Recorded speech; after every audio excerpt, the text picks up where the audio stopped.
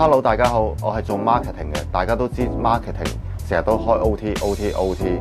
咁長時間就對住個 mon， 咁烏低嘅時候條頸就好攰，跟住就其實而家啲人都叫烏龜頸啊。咁久而久之，其實除咗條頸之後咧，隻手直情係會麻。咁而家係扯到後尾枕都痛噶。咁一路都冇時間去睇醫生。咁直至有一次通完頂之後，直情係痛到做唔到嘢，就終於要去睇啦。經脊醫觸診同埋 X 光診斷後，發現我個頸椎嘅生理弧度已經直晒，而且第5、6、7節都有錯位，仲有椎間盤突出嘅情況啊！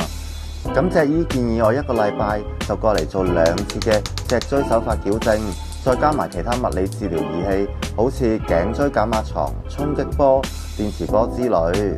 咁做完一次舒文之後呢，直情係成個人 feel 到係直咗，同埋冇咁龐背，同埋個烏龜頸真係好似冇咗啦。咁大家如果有我咁嘅情況呢，咁就快啲嚟呢度睇啦。